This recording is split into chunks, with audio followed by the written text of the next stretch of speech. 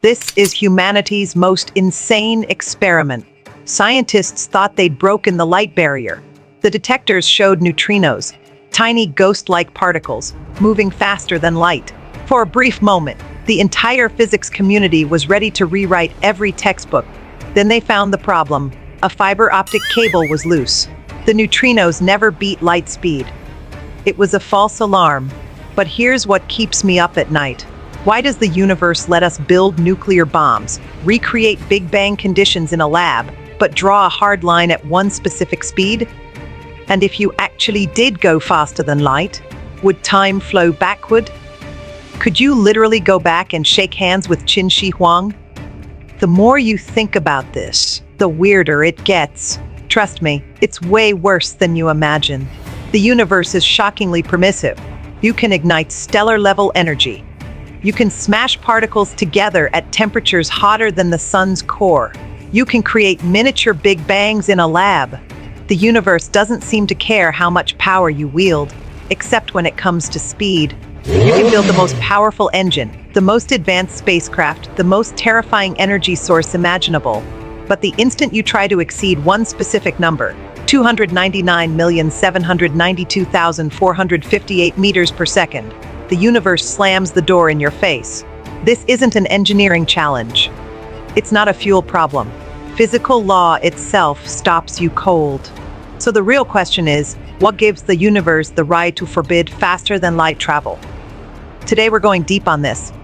Buckle up. First, let me show you just how bizarre this universe really is. When a star goes supernova, it releases more energy in seconds than our sun will produce in its entire 10 billion-year lifespan.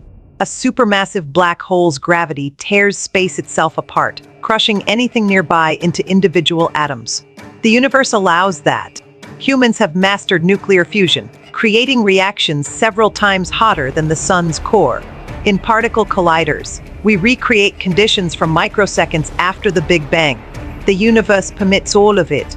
Notice something? When it comes to energy and raw destructive power, the universe is incredibly chill. Go wild, blow things up. But the moment you try to push any matter past 300,000 kilometers per second, an invisible wall appears. Why isn't the universe scared of you wielding energy that could vaporize entire star systems, but it panics when you try to move a little faster?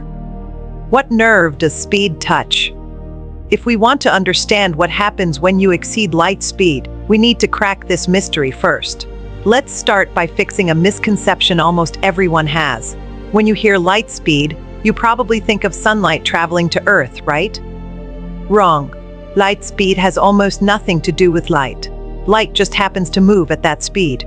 Even if every photon in the universe disappeared tomorrow, this speed limit would still be locked in. So what is it really? The answer, the maximum speed at which information can travel. Let me break that down with three concepts: information, causality, and propagation speed. What's information? I punch you. You feel pain. My fist hitting your face is information. You feeling pain is you receiving that information. What's causality? Because I hit you, you feel pain. The punch is the cause. The pain is the effect, because always comes before effect. That's causality, and it's the backbone of reality. But here's the key. Information takes time to travel. From the moment I throw the punch to the moment you feel it, time must pass. The universe is telling you, instantaneous doesn't exist. Think about it. If the sun disappeared right now, you wouldn't know for 8 minutes and 20 seconds. You might say that's just because light takes that long to reach us. Fair. But what about gravity? If the sun vanished, shouldn't gravity disappear instantly? Nope. Earth would keep orbiting the ghost of a sun for those same 8 minutes and 20 seconds before flying off into deep space. That means in our universe, for any event to affect another location, the maximum speed is light speed. It's basically the universe's refresh rate. But what if you decide to challenge the universe? What if our technology finally breaks through and we build a faster-than-light spaceship? What happens then? You think you'd just move faster? Nah. What you actually get is a time machine. In physics, Exceeding light speed is equivalent to traveling backward in time. This isn't sci-fi speculation. It's rigorous logical deduction. Once you allow faster than light travel, 3 absolutely horrifying consequences follow. First, causality inversion. Let's do a thought experiment. Imagine there's an automatic lighthouse 100,000 kilometers away.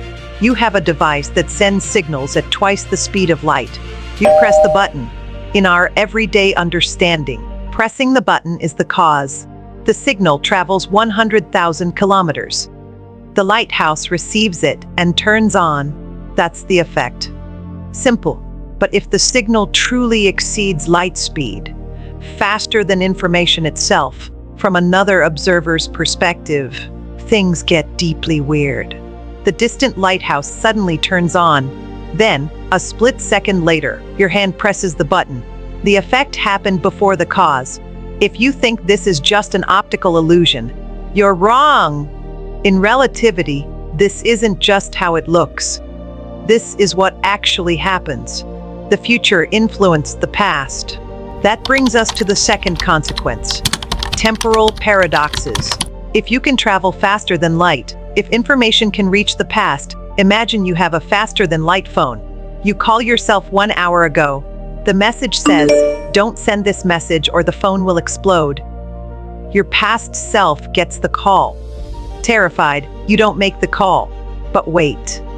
If you didn't call, how did you receive the warning? If you didn't receive it, you would have called. But if you called, that stops you from calling. This loop has no exit. The most extreme consequence is still ahead. Once causality inverts and paradoxes pile up, we face the third and most lethal outcome: the collapse of universal logic. Imagine the universe as a giant computer. Every line of its code runs on one rule: cause comes before effect. A cup shatters because it fell. If faster than light travel is allowed, the cup can explode into glass shards before it hits the ground. Every law breaks, mathematics collapses, physics tears apart. The entire logical foundation crumbles. Now, do you see? Faster than light travel was never about going a bit quicker. It's a direct attack on the universe's operating system. That's why the universe allows nuclear bombs, but absolutely forbids exceeding light speed. A nuclear bomb, no matter how destructive, still obeys causality. Fission happens step by step. It doesn't break the universe's code. But faster than light travel? That's like yanking the universe's power cord and wiping the hard drive. The universe has to defend this limit. It's existential. So who's hitting the brakes? Now we need Einstein. You've probably heard that mass increases with velocity, and at light speed, mass becomes infinite, requiring infinite energy. After hearing that explanation, you're probably still confused. Here's the thing. Over a century ago, Einstein wasn't trying to cage humanity. He accidentally revealed a terrifying truth. Before Einstein, we thought space and time were two separate things. Space was a stage. Time was a clock hanging on that stage, ticking forward at a steady pace. Einstein said, no, time and space aren't separate. They're one inseparable fabric called spacetime. Everything in the universe moves through this space-time structure. Here's the soul of relativity in this universe. Every object's total velocity through space-time is the speed of light. You heard that right. You're sitting still right now, holding your phone, but you're traveling at light speed. Confused? Let me explain. Speed is a budget. This budget gets split between space and time. If you're motionless in space, all your speed goes into time. You move through time at maximum rate. You age day by day. But if you hop on a spaceship and start moving fast, your speed through space increases. That means your speed through time decreases. Your time slows down. That's time dilation. The faster you push the ship, using more of your speed budget in space, the less you have left for time. When you hit light speed in space, your speed through time hits zero. At that moment, for you, time stops. You have no next second. You can't make the total budget go negative. That's why you can never exceed light speed. When your spatial speed maxes out, Your time axis vanishes. How do you keep accelerating in a moment that doesn't exist? Get it? This isn't a tech problem. The space-time budget is fixed. You spent the whole thing on spatial movement, so temporal flow no longer exists. Light speed is the built-in exchange rate of spacetime's unified structure. At its core, the universe isn't restricting technology. The structure of spacetime itself determines this limit. Asking why matter can't move faster than light is like asking why you can't draw a four-cornered triangle. No one's forbidding you. It's a meaningless question. Okay, so at this point, you're probably thinking, if this is fundamental physics, if time itself stops at light speed, are we permanently trapped? Can humans ever break free? The answer is maybe. Remember, the universe mandates one thing. Any object carrying information and energy cannot exceed light speed in its motion through space. 3 words are key. Through space. Here's the loophole. What if you don't travel through space? What if you manipulate space itself? Scientists have proposed 3 methods that are theoretically viable. None violate relativity, none exceed light speed. But all of them let you cross thousands of light years in an instant. First method, space folding. Imagine you're on a flat piece of paper. Walking from the left edge to the right edge is 10 centimeters.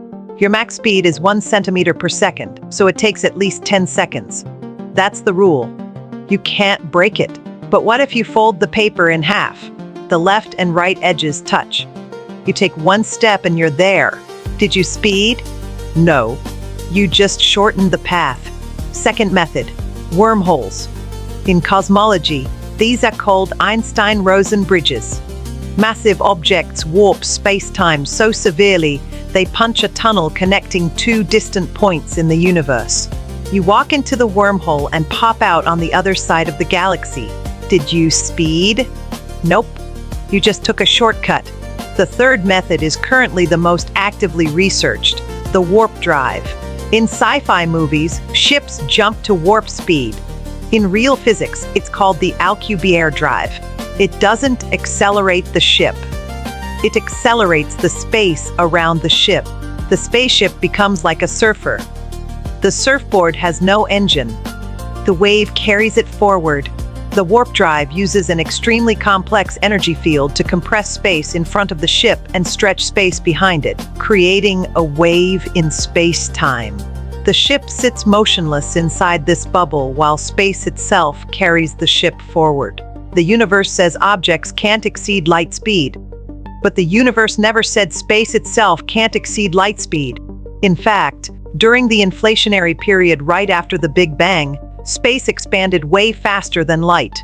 The warp drive exploits the universe's biggest loophole. Inside the bubble, the ship's velocity relative to the bubble is 0. No light speed violation, no time dilation, no infinite mass. But when the bubble arrives at the destination, you've crossed light years. We didn't break physical law. We just learned to surf it. Isn't that the ultimate move? All right, we're near the end. Now we can finally answer the opening question. The universe isn't some tyrant arbitrarily capping your speed. It's more like a vigilant gatekeeper. It uses light speed as an ironclad rule to fiercely protect something far more precious than stars, black holes, or any form of matter, causality. The universe allows nuclear bombs, black holes, stellar explosions. These extreme forms of destruction, however violent, are still logical. They operate within the framework of cause preceding effect. Explosions leave debris. Death births new nebulae. Destruction is still part of cosmic order. But faster than light travel is different. It's poison to causality. If we allow it, the future meddles with the past. Results appear before causes. Time becomes a tangled mess. Logic collapses instantly. Without causality, the universe couldn't exist for even 1 second. So the light speed limit isn't chains. It's the universe's moat.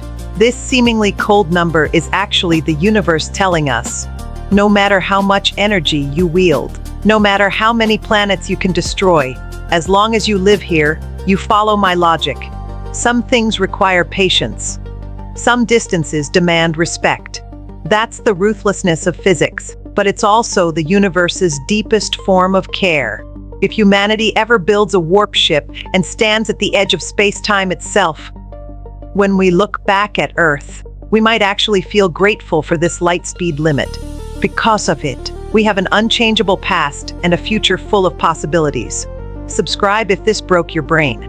Drop your wildest theory below. Tell me I'm wrong in the comments.